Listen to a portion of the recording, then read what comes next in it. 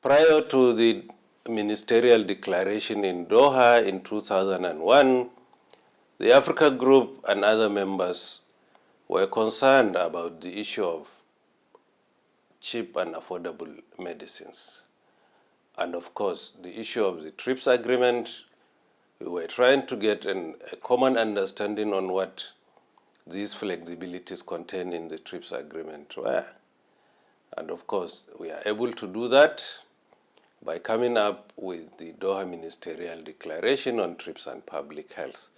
And of course, that thanks goes to each and every member of the WTO, the civil society, and the various international organizations concerned.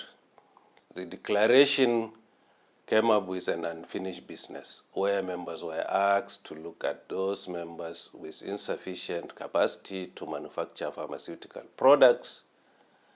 How are they going to be helped? Because the TRIPS agreement talks about predominantly for domestic use as contained in Article 31F of the TRIPS agreement. But that was removed through the amendment, which makes it easier for members that have no capacity to manufacture to be able to import. Of course, safeguards and other issues were put in order to give comfort not only to the consumers but to the manufacturers and also to the patent owners, because patent is very important for the research and development. But then the question now is, now that it has come into force, how do we take benefit as Africa Group?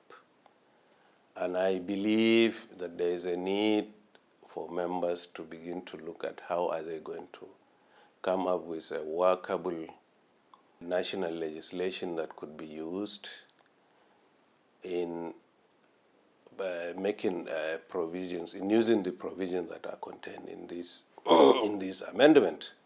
So I think the issue of technical assistance could be required, awareness and other things. Of course, we know the WTO does conduct or organize workshops. That is the awareness side of it. But then the issue of the legislative aspect, meaning on the domestication of these laws, is something that certainly will be required.